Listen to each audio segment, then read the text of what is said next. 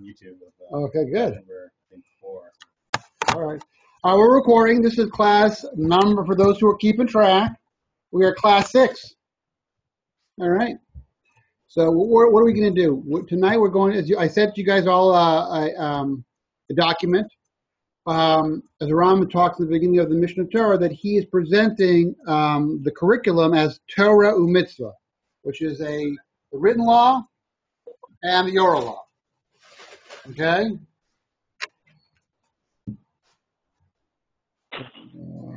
And so what we're going to do is we're going to pick our third example, an example that we all are familiar with because it has to do with Pesach, and to the degree that we've gone to a Seder, that we have some familiarity. But as you will experience, it's not so simple like everything else. The Torah is written. The Torah, like the Torah is a written document. The what we call the 5 books of Moses, the written Torah, and the mitzvah is referring to the Perush as the oral law. Okay, explanation. Okay, so let's begin with reading the 13th chapter of Exodus. Okay, just to organize a little bit. The Jews in the 12th chapter just had there was the 10th plague, the plague of the firstborn that occurred. The Jews, Paro then releases them from Egypt, and they're leaving. Okay, so this is happening on day 1, the 15th day of Nisan, and the launching of the Jewish people has just begun. Okay, so let's. Who'd like to read this? You got the document? Yeah, I do. All right. Okay, should I do it? Yeah, Bavakasha. God spoke to Moses, saying, "Sanctify me, every firstborn that initiates the womb among the Israelites, among both man and beast, it is mine." Okay, stop. So it's interesting. Right after the Jews left, God talks to Moshe and gives them a mitzvah. Okay, and what is that mitzvah? Firstborn is holy. The firstborn is sanctified and belongs to, quote unquote, to God. Okay, whatever that means, to be defined. Okay, now go on, verse 3. Moses said to the people, "Remember to this day as the time you left Egypt, the place of slavery, when God brought you out of here with a show of force. No leaven may be eaten." Okay. So 1 second. So what is Moshe tell the people? What's very important? And I would ask you the question is why is it very important? I guess it's to remember this day. Well, why? Why must there be immediate? Why must there be an immediate motion for memorialization? Maybe this is the most fundamental aspect of Judaism. It's God brought us out of Egypt. Okay. So it's to commemorate that. It's a pivotal point in Jewish history. Okay. Correct. So we'll expand upon that. Obviously, so the this is a pivotal point in Jewish history, 1,000%.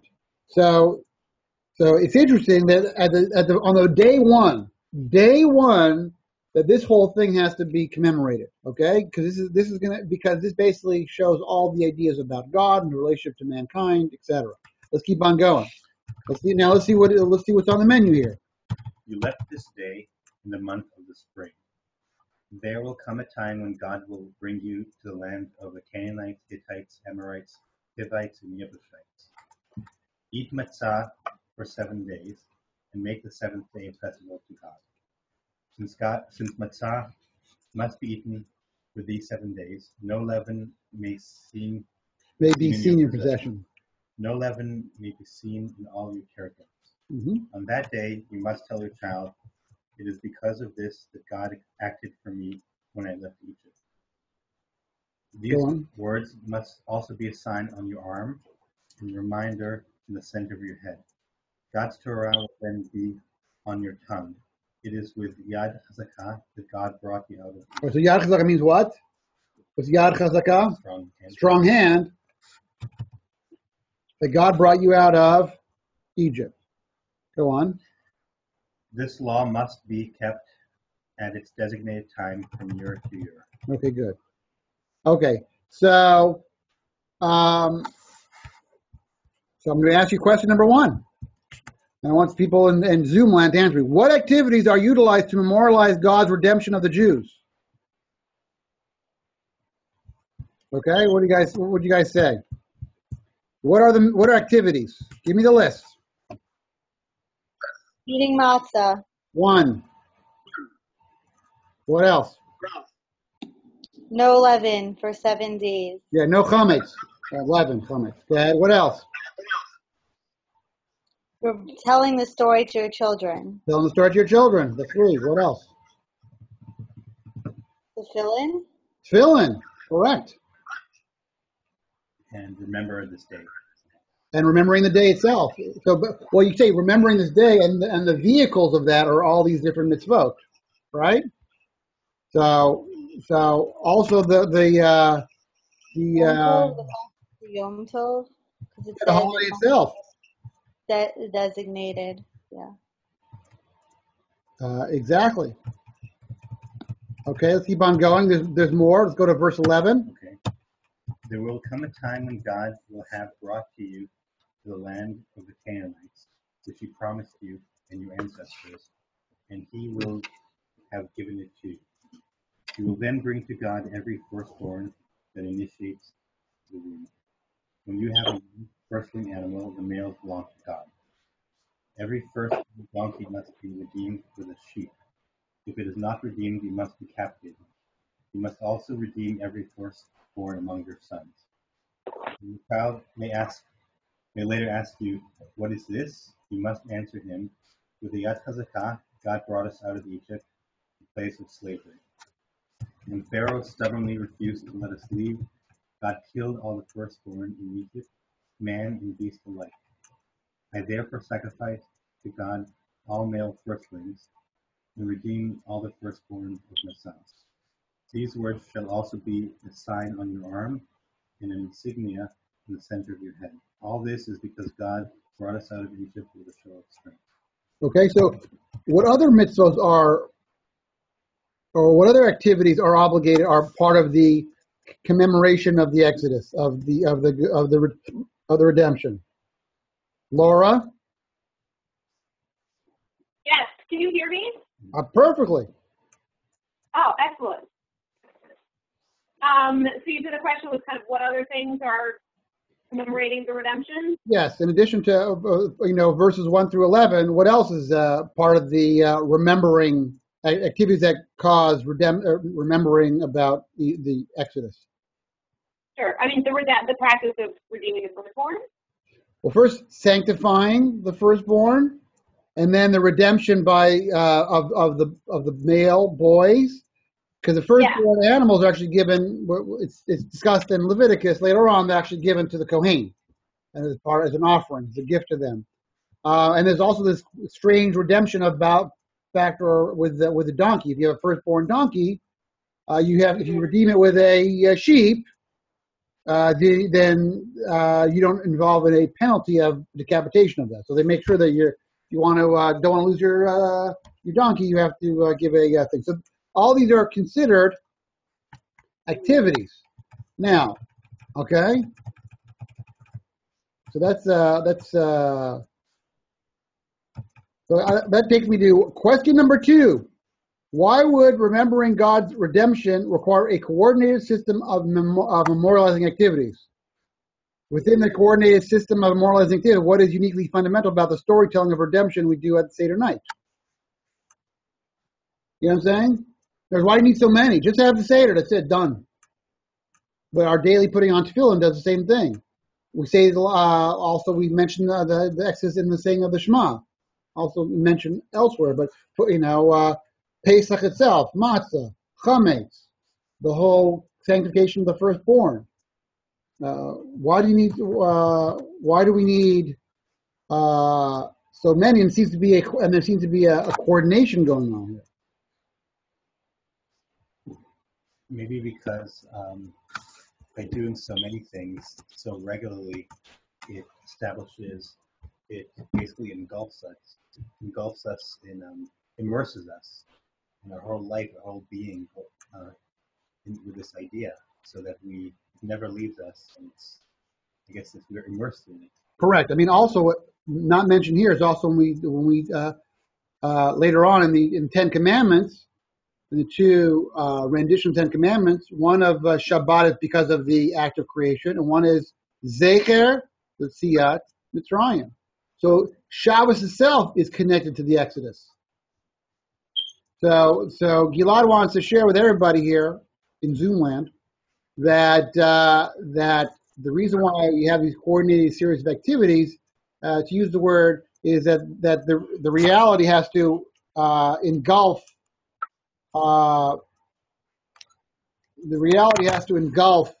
the Jewish people. That there's wherever they go, the idea on a daily basis, the idea of the Exodus is brought forth. God as liberated is brought forth. Now, within that, what is the role of telling over your child, which we call the Seder night? What's that connection? What's that role? What's that identity of that mitzvah? Isn't the Seder supposed to be not just commemoration, but like the actual, you're supposed to kind of relive it on a more visceral level? That's a methodology. Hmm. That's the extent of the intensity. It's a manner of getting the job done of this story. Mm-hmm. You're doing the story with props. You're doing the story with engaging people, who have less knowledge with people who have more knowledge. You're making a dialogue. You're causing people to ask questions. Right. You know what I'm saying? You're reading. Right, but it's beyond just like conveying it. I mean, it's hard to do in reality, but you're supposed to actually like feel as though you are being redeemed, as opposed to kind of some of the other holidays like Hanukkah, where it's more kind of strictly a symbolic act. Right. You have to view yourself as if you yourself have left Egypt. Yeah. Now it doesn't mean that you're supposed to go into a fantasy land that you are trudging through the Sinai desert, but rather that you feel as a direct beneficiary of that. Mm-hmm. Which in a certain sense we are. But we'll get to that later. But I just want to. But what's the relationship between the telling of the story to the child, which is the classic expression of the Seder, right? The kid is the star of the show, okay? Versus all these others are wearing tefillin. Well, what's the difference? I guess this mitzvah, is the only one that passes it directly from father to son. It's an oral history basically that goes from one to the other throughout time, as opposed to the other ones that basically are the Torah telling you to do things. Well, the Torah is telling you to do this. The Torah is telling that you as a father have an obligation on the Seder night to tell this oral history, or tell this whole history. So what's the key element? What's in between what you call the Yivigatz Lebincha, telling over your son, telling the story to your son, versus putting on tefillin, or eating matzah, or abstaining from chametz? What's the difference between that? Well, your son hears it directly from you. It's the only one where it's a direct, almost like a witnessing. You almost basically telling your son what. Presumably, it happened right after the first son after. Right. The first Seder happened. Right. Boom. They had a Seder before it happened, the night before, and then they actually experienced it. And then the next day they actually did the same activity to relive that. Go on, Stacy.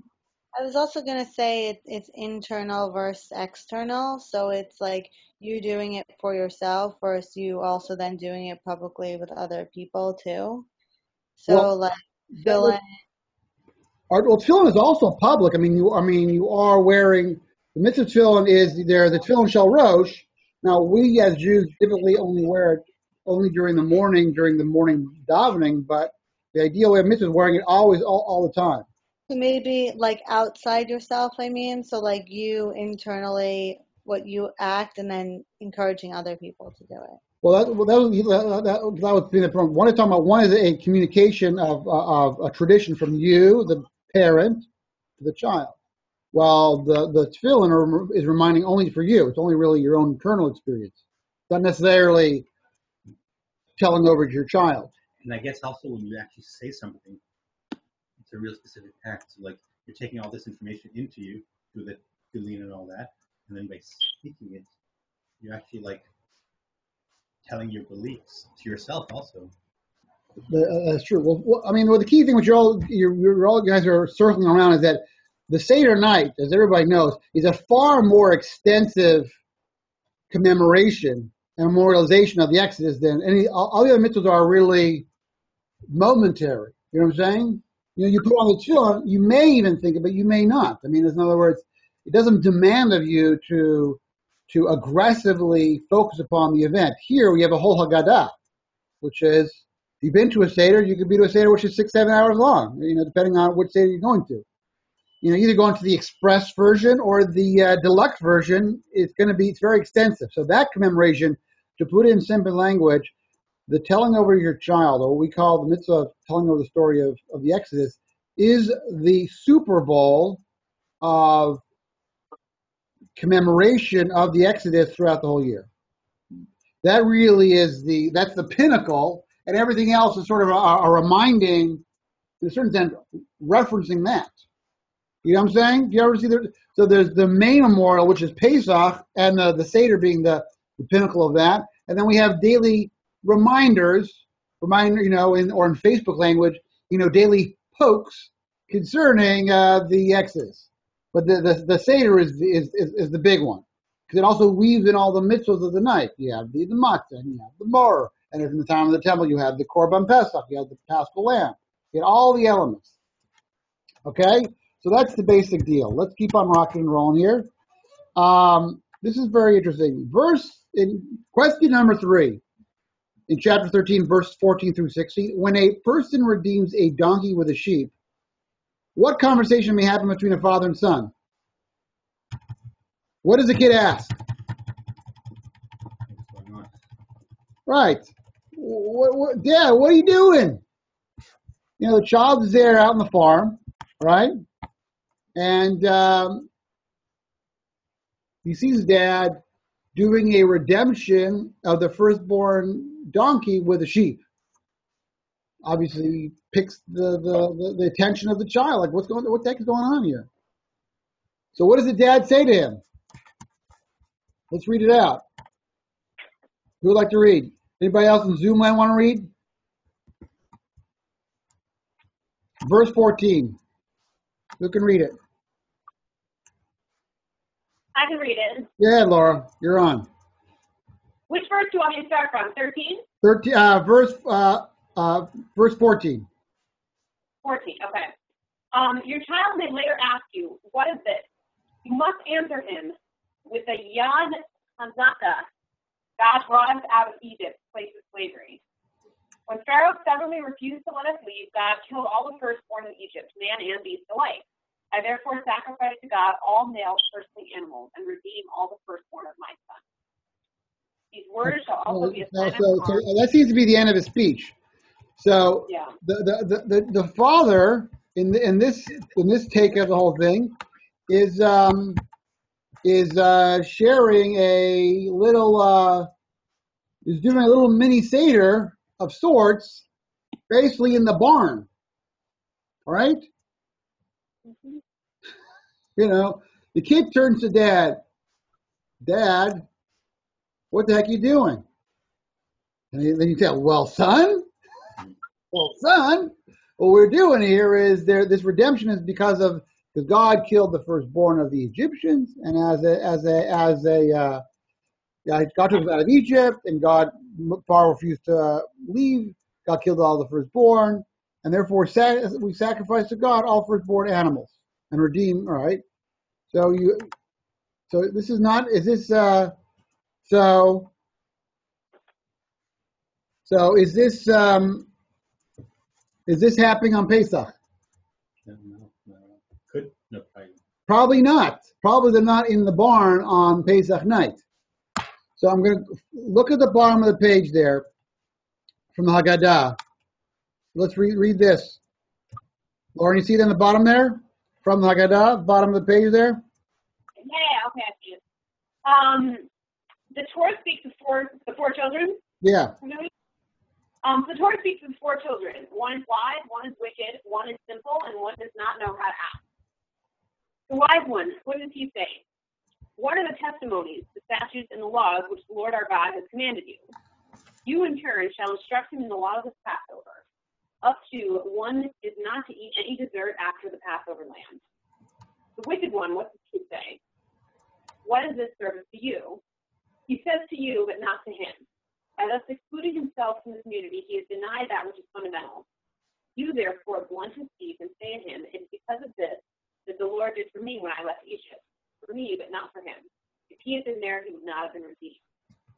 The simpleton, what does he say? What is this?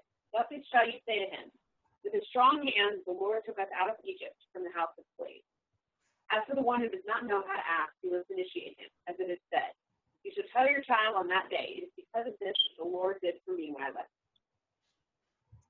Okay, so you should notice something rather strange. In the Haggadah, which everybody, this is a famous part of the Haggadah, the four sons. I mean, I know non-Jews that know about the four sons. All right, this is one of the classic elements of the Seder. And so it's interesting. Look at our look at what we just read in chapter 13. Where does one of the sons come from? Verse 14. Verse 14. Simpleton. The simpleton is the kid who's asking his dad about the redemption of the donkey. So you know what my question is going to be, is that how could the Haggadah hijack this dialogue, which has to do with the son talking to the father about the redemption of the donkey and the firstborn process, and then make it part of the telling of the story?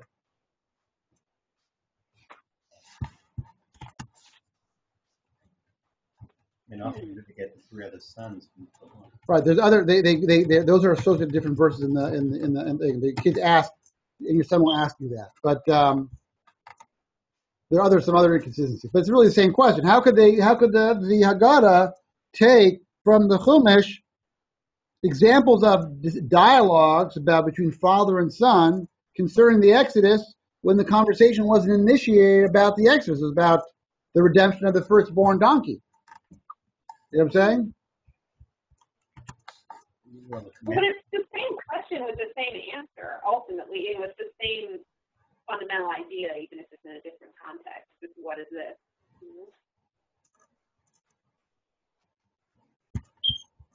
100% correct. So Laura says it's in order. Basically, even though that the context was different, the response there, that's called the stimulus was different. The kids like saying, "Dad, you're doing some weird ritual here. What's going on here?" And doing the weird ritual here, and then he gives an answer about telling them how it fits into the Exodus story and how it's a reminder of the Exodus story. So this really is the so the key element here is this actually teaches us. This is what I'm sharing you with the mitzvah of telling of the story. In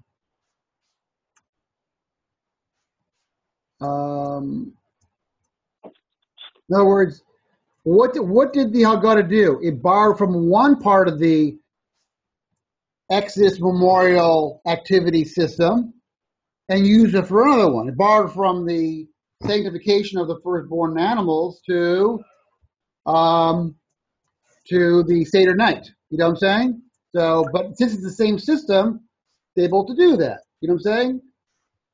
Here's my question to you. If I look in the laws of sanctification of firstborn animals, and you have a donkey, you gave birth to your firstborn donkey, is there a halachic obligation to have this dialogue with your child when this occurs? So what do you think? What's your guess? Well, the English says your child may later ask you, so he might not ask you. Right. And are you obligated to, like on the Seder, if the kid's sitting there like a potted plant, what does the Haggadah tell you to do? You have to. Well, you have to initiate. You have to spark his interest. You got to get dressed up. You got to use props. You got to get him involved. You got to do things that's gonna whet his appetite. Is that same obligation happening there in the barn when the donkey gives birth? The donkey gives birth to a little baby donkey, firstborn. No, not at all. Interestingly enough. So here's the key point. What I want to share with you. This is the third example that I've shown you that the relationship between the Torah Shebechtav, the written Torah, and the oral law. What does the written Torah do? It gives you the broad context.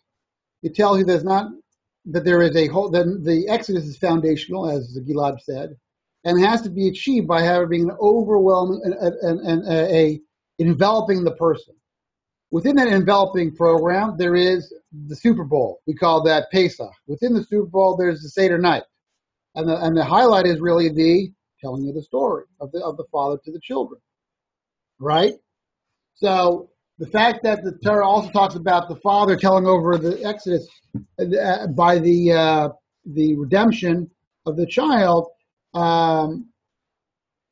is since it's the same objective of Zachar Yom Hazeh, remember this day, it can freely borrow from that. The Allah can borrow from that. So the written Torah is the broad context. Give you the broad context, the general themes, the major motifs. And then the mitzvah is sort of borrowed by connecting the dots. It's coming and creating structure, parameters, boundaries, legal dimensions to the experience.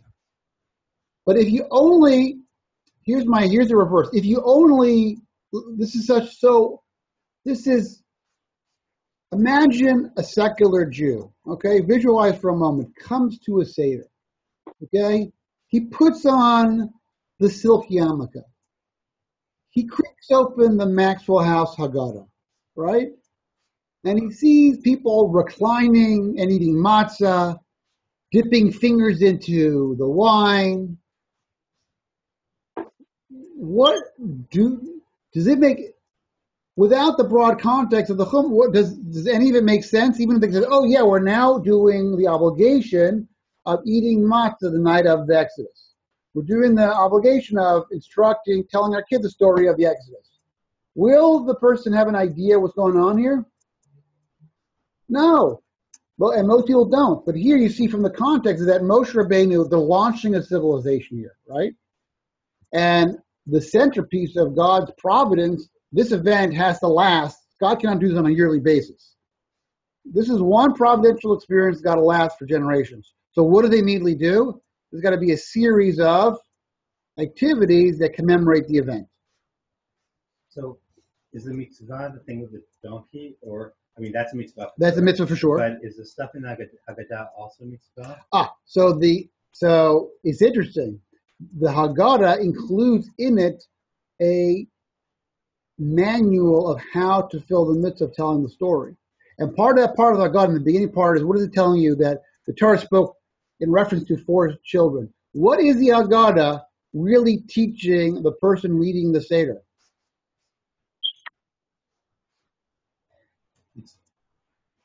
What foundational point is the Haggadah teaching the parent about the?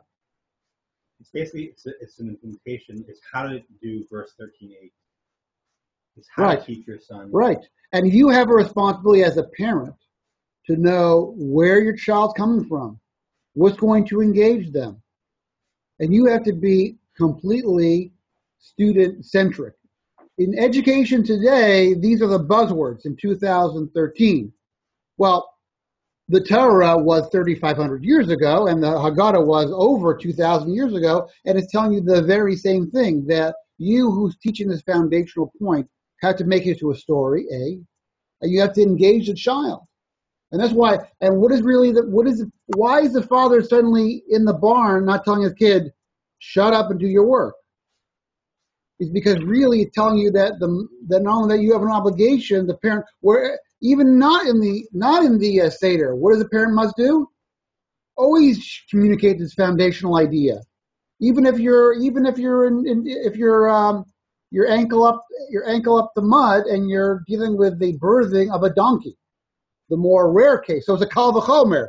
If in the most bizarre phenomena, I'm there with the donkey, and I'm trying to help the donkey give birth to a little donkey. I don't know the biological terms for little donkeys, the cutesy little donkey, baby donkey, and I have to do a whole pidgin on a redemption, and my 9-year-old son is asking me pesky questions. I really want to smack him and tell him to go to hell. Or, I want to tell him to, bug off. I'm busy here. But you have an obligation to use that moment as a what? A teachable moment to communicate about the Exodus. So if it's true for a remote situation, which rarely will occur, how much more so for the prime directive? That's how the Torah oral law knew that. From the most common of the most common cases, where there's actually a class called the Seder, where you are the teacher, where you, God willing, are prepared, and you have all these mitzvah tools at your disposal to communicate this to the next generation. So that's how they knew that. So that's why, because this is really not a mitzvah of the 4 sons. He's telling you how to do the mitzvah. And if your kid's a chacham or a rasha or a tam or a yelishol, whether they be wise or wicked or simple or unable to articulate a question, you have to go in there as the parent teacher and engage the child where they're at. Can I ask you a question, a general question? Yeah. If you have your own way of implementing verse 13, can you do it in your own system, Yeah. or if you have to do it according to the Haggadah way? No, the Haggadah. Excellent question. Let me ask the people in Zoom land. Is the essence of the Haggadah reading the text of the Haggadah, or applying your creativity and engaging the child in a way that will be relevant to them? The second one. That's called throwing the softball throw there. Think you're a genius. Correct. The Haggadah is a fixed text, which is a text supposed to jump off to engage the child. And could you decide not to use the Haggadah, write your own text, which is? Truth is, there's a lot of the Haggadah which is instructional, like that part. First, not read. The Torah spoke against the 4 sons. If you skip that, it's not an essential part. There are some essential parts that have to be touched upon. Okay, but it's a lot less than people think. People look at the Haggadah and the Seder as a ritual event, not an educational event. It's a ritual event.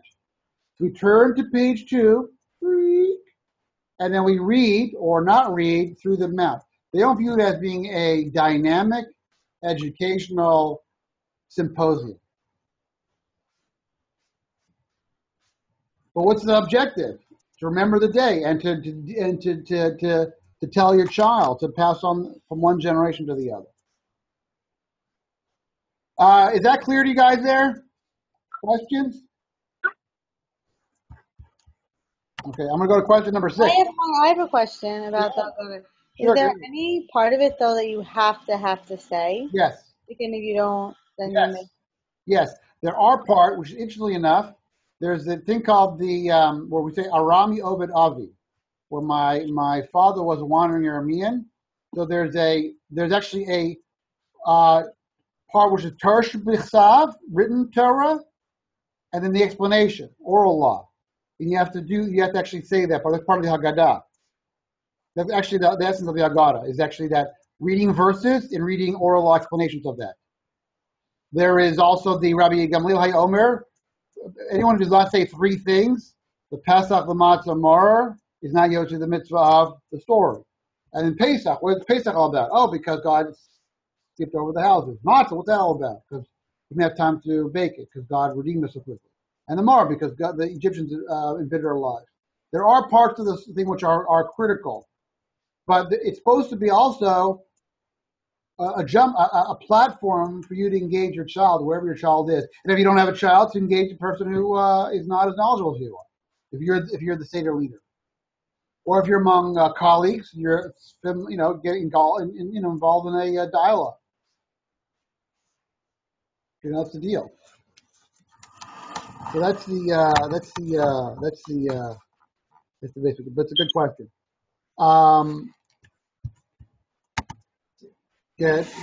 Again, you said this is a third example of the, I guess, Torah and the Mitzvah. It's like the written and the oral, basically. Right. So we have done so far in this course. We did the mitzvah of Puruvu, be fruitful, multiply.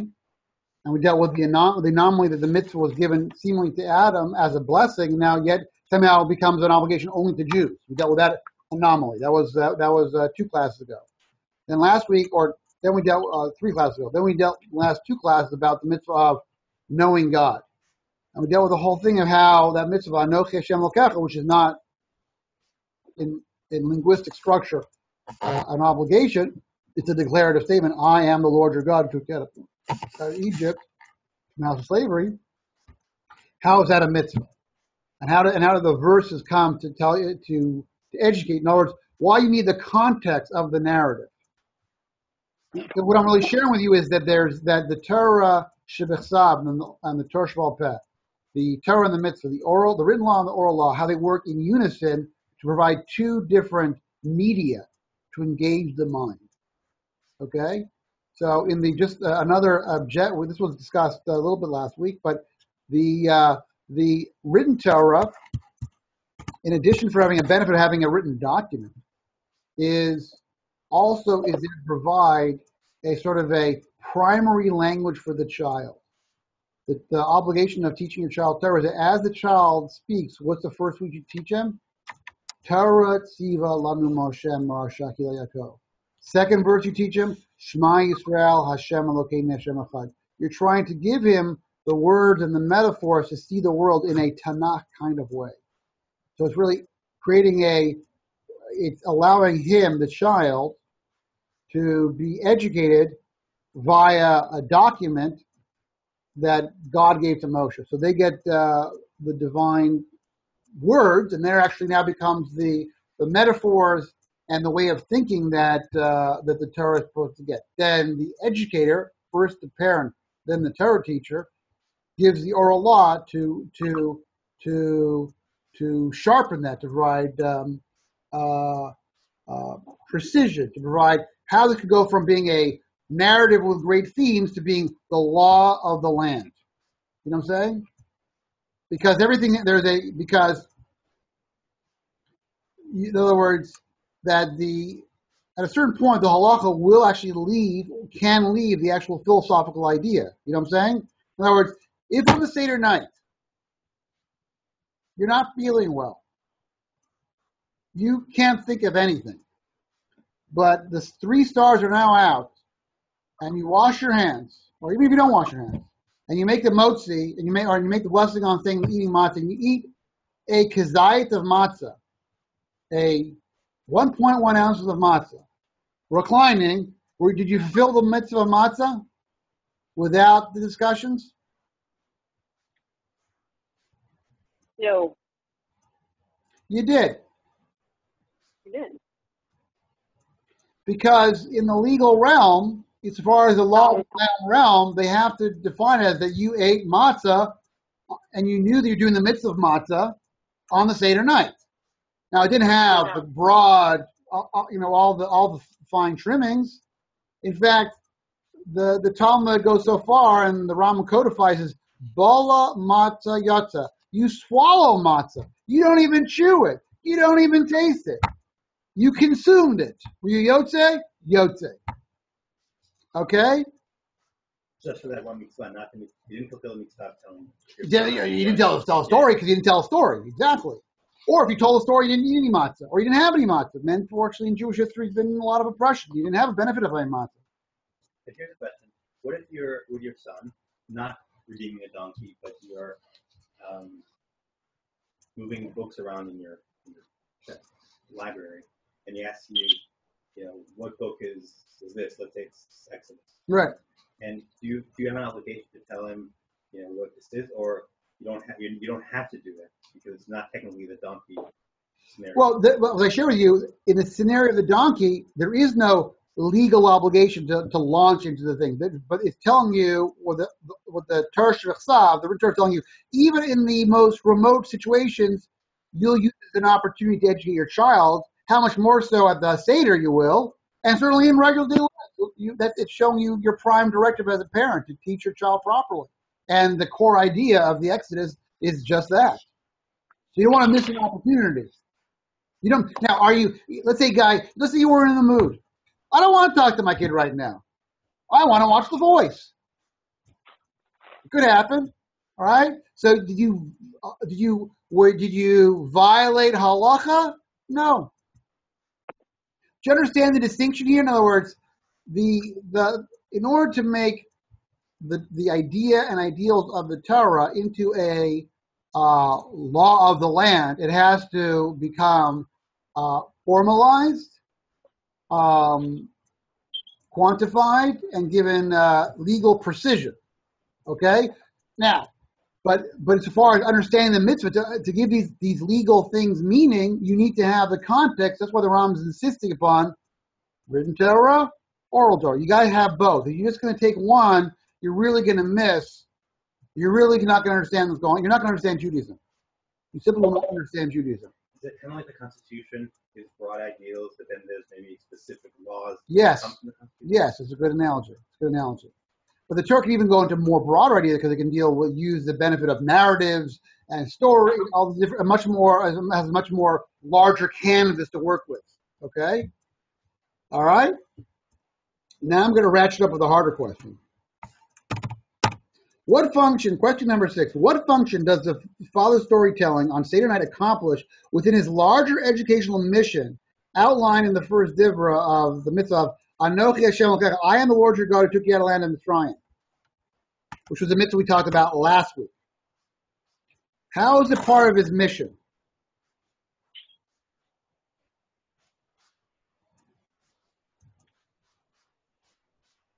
Well, Go ahead, Gilad, b'vakasha. maybe. So the this mitzvah is a declarative statement. Right. I'm your Lord who brought you out of Egypt. Right, I'm Lord your God, you got to land. Right. Yes. So, Which is the mitzvah to know God. right. So telling this basically the same thing on Passover night, it's basically it's expressing the same idea. So it's basically doing something with your knowledge. It's basically. But does the child now know that God is the first cause of the universe? Not. I think the child can start beginning to understand. Exactly. Or you are laying the foundation to that eventual conversation, which you may not have for another 7 years. In other words, the Torah is operating on a multi-year, multi-level activity here. In a certain sense, you're giving the child the basic metaphors in which that can be understood. Do you know what I'm saying?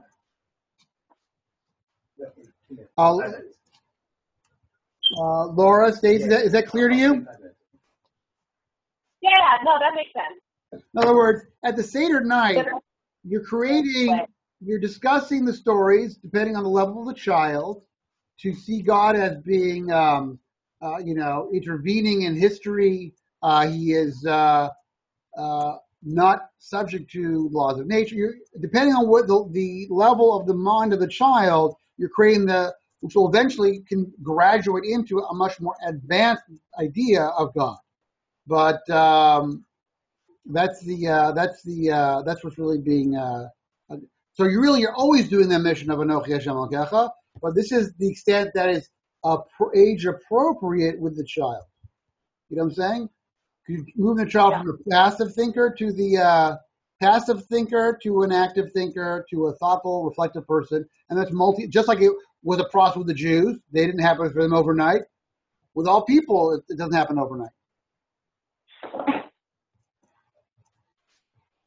So do you ever see how the mitzvah is born out of these verses? The mitzvah of telling our story on the Seder night, and how the broad context comes to inform all the dominant themes. So when the oral law comes in and actually quantifies that and gives it precision, and then how those two things work together hand in hand.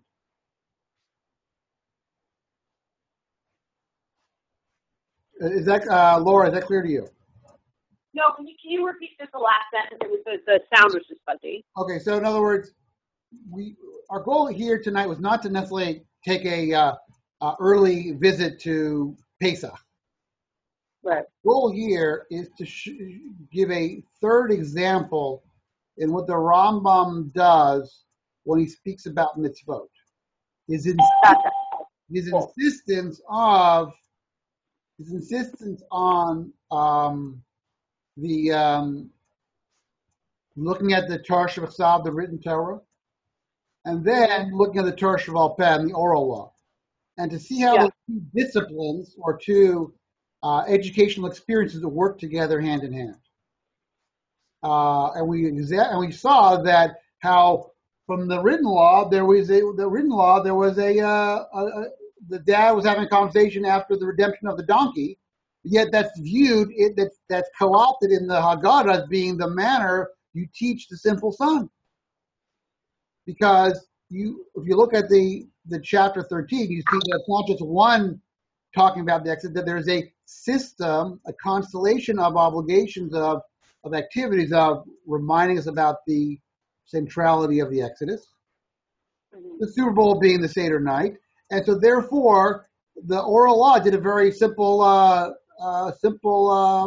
logical argument.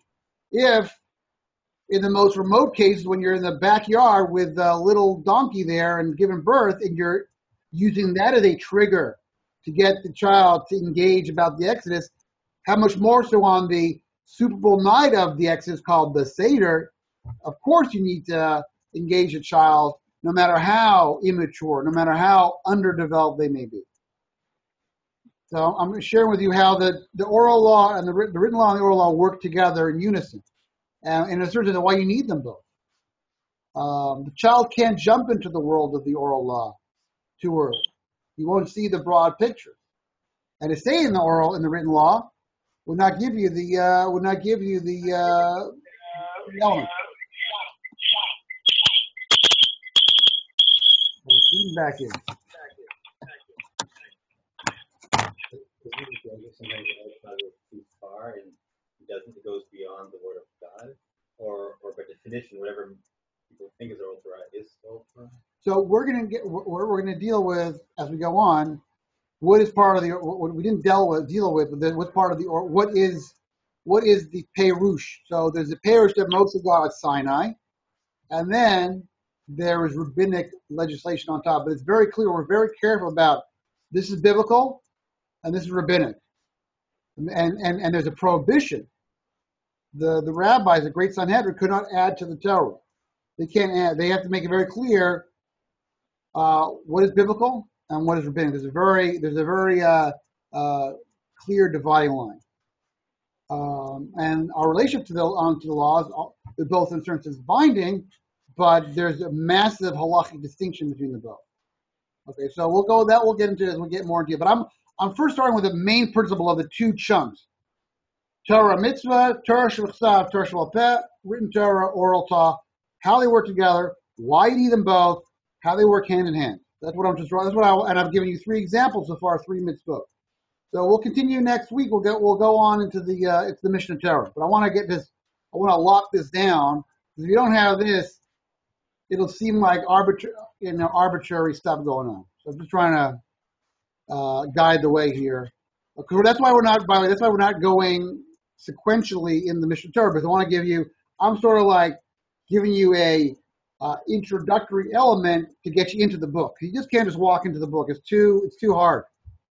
I mean, for lack of a better word, it's too hard. But we'll get there. We're making progress here. All right, guys. So first, I want to wish each and every one of you guys a Hanukkah Sameach, happy Hanukkah. Hanukkah's tomorrow night, and everybody should have the best. Enjoy, get lots of good presents, and should be a time of joy and praise of God for everyone. All right, guys, have a good night. Thanks, Anthony. All the best, guys. Thank you, Rabbi. Thank you so much.